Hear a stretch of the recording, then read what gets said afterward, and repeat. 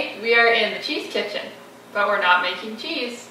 We are going to make goat milk soap.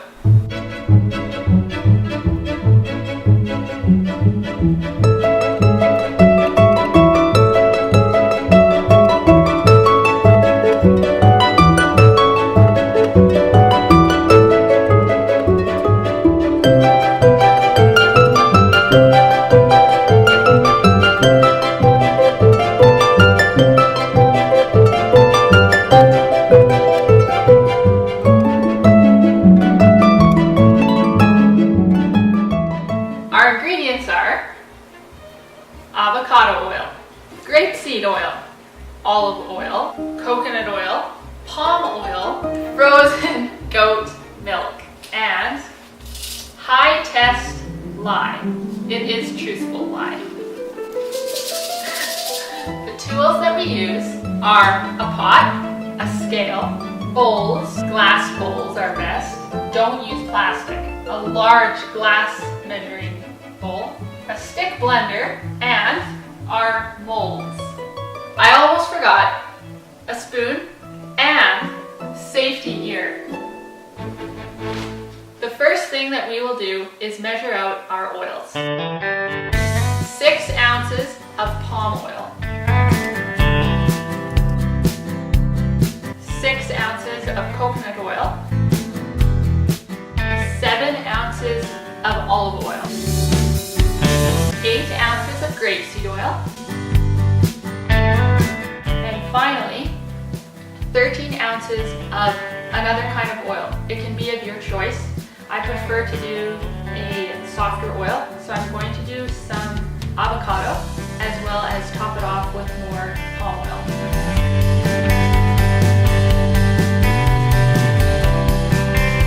So, 2 really important things to remember when you're making soap is you should really have all of your ingredients and your supplies all set out before you start. Then you won't be in a panic when you have the temperatures that need to be dealt with all at the same time and caustic lye and all these things happening at once. The second rule is haste makes waste. Take your time. Now we are going to take our oils and we're going to heat them up gently on the stove.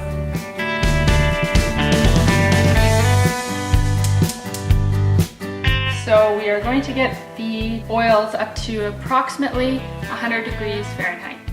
Now we're going to measure out our frozen goat milk.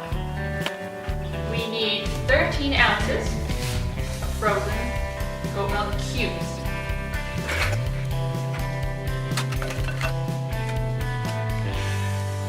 It's slightly over, but that's okay. So the reason why our goat milk is frozen is very important. When lye is added to liquid, it makes the liquid extremely hot.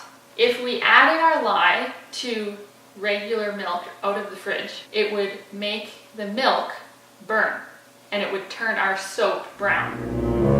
So the way that we get around this and the way we can gently add our lye to the milk is to freeze the milk so that the milk is very, very cold, and when the lye is added to it, we can keep the temperature very low, hopefully around 87 to 100 degrees Fahrenheit. So now we're going to measure out our lye. Always keep your lye in a covered container and don't measure it out too soon, otherwise the air will affect the activity of the lye. 6 ounces of lye. Do not spill the lye on anything.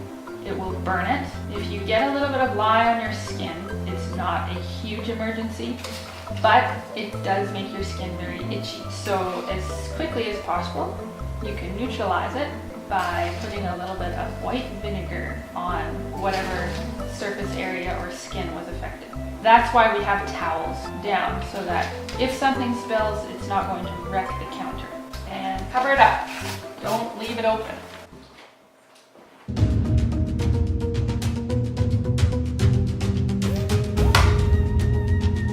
Okay, the reason why we put this on is just in case the lye splats and you do not want lye in your eye.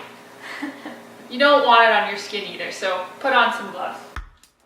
Now, we are going to add our lye to our frozen milk cubes. This has to be done extremely slowly, over approximately 10 minutes. First, we are going to slowly add the lye to the cubes using a stir stick, just a spoon. And then later, we will begin to use the stick blender. So you add just little bits to your milk cubes, and then you stir it. And you want to make sure you're constantly stirring, because if you're not, the lye will not be evenly distributed, and you could have pockets of undissolved lye in your soap, which would burn your skin. Keep it stirring, because this lye is going to make our milk warm. Never add your milk to your lye. You would have a huge explosion. It would not be good. Have you ever done that? No, I've been told not to.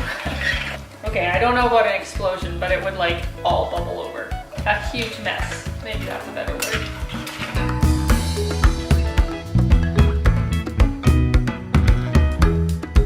It gets thick because of the oil, the fats in the milk. This is pretty much just the perfect temperature.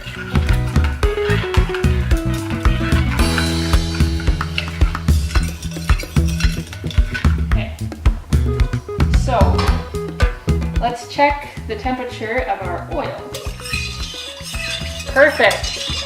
It's at 110, and our lye is at approximately 103.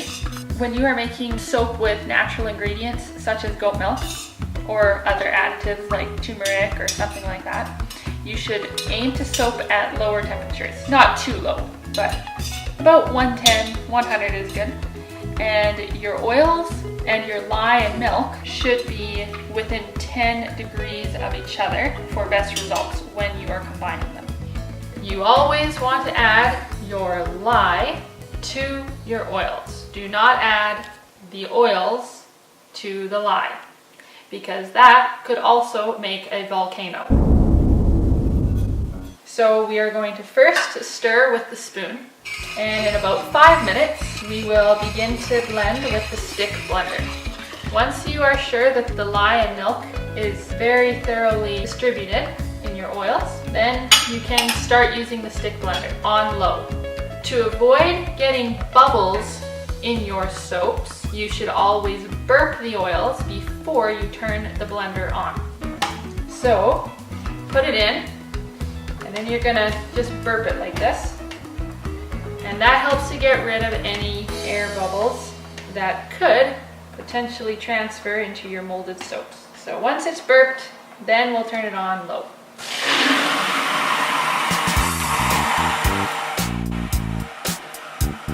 We're going to continue to stick blend this until we reach what is called trace. Trace is when you get a nice little swirl in your oil, your soap. It's going to become soap. And when you have a nice medium to thin trace, that means you're almost ready to pour the soap in the mold. So we will be looking for a medium trace.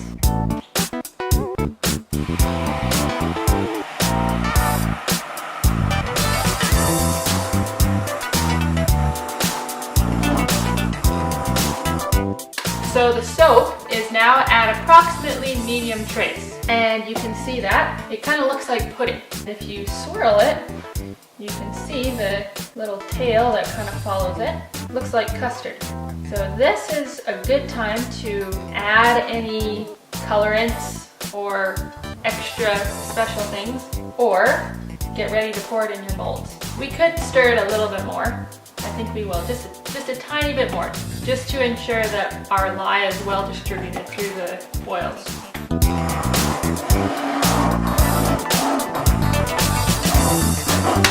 Okay. And now, for interest's sake, we are going to check the temperature of our soap.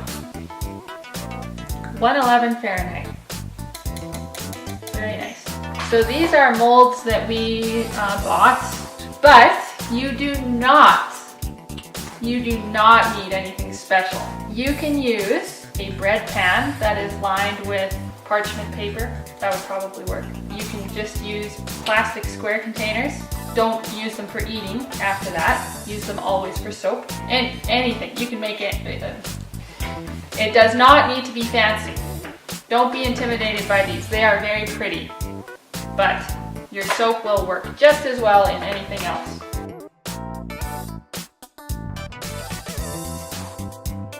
All right, so now we're gonna just flatten off the tops of our soap so that we don't have any drip markings. To deal with bubbles, we will tap the molds up and down a few times. That will help eliminate any bubbles as well. It is still highly caustic. It would burn you. Don't touch it. That's why we have to let it wait for a month to cure. So, other ideas for molds.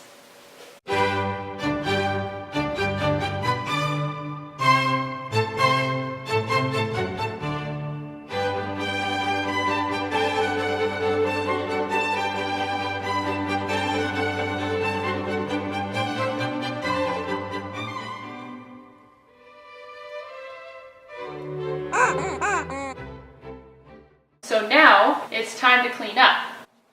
All of our supplies should now be rinsed in cool water, medium water, doesn't really matter, I guess, that has white vinegar added to it to neutralize the lye.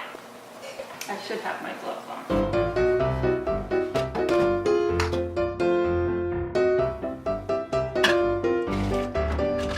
So we'll rinse it with vinegar and water, and then we'll wash it with regular soap and maybe a bit more vinegar.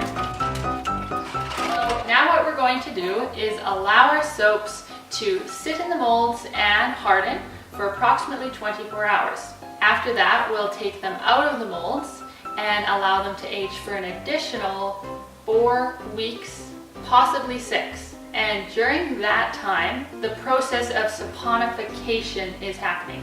What you see here is not soap yet. It is still a mixture of oils, lye, and goat milk. Over the saponification process, it will turn to soap. So we will have soap in about 4 to 6 weeks.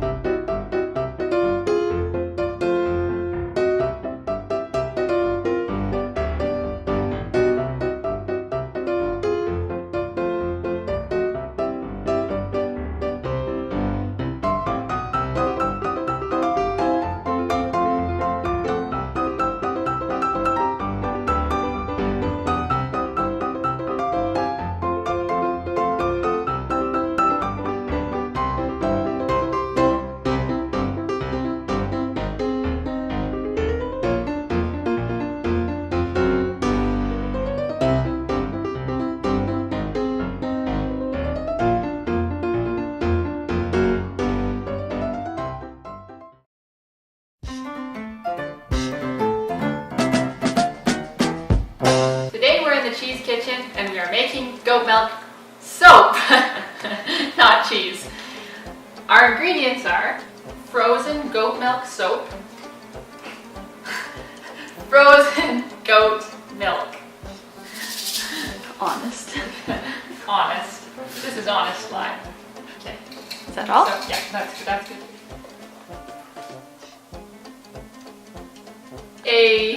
A scale. Scale. Say it again.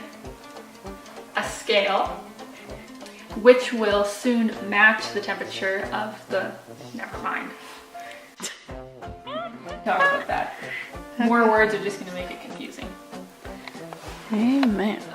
But do you want it for a good example to the people? Oh yeah, be a good example. Yeah. Okay. Don't be a bad example. Okay. Okay. So put them on? Yeah. With the camera on? Yeah, or sure. Off? And Okay. be very serious. Okay. I'll make it scary. Okay. Lean forward. Okay. Yeah, go.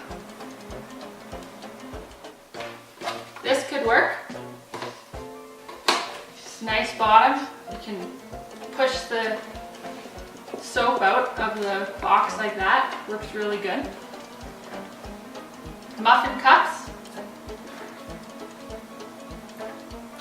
These aren't muffin cups, but I'll just... Maybe don't talk because I'll put over what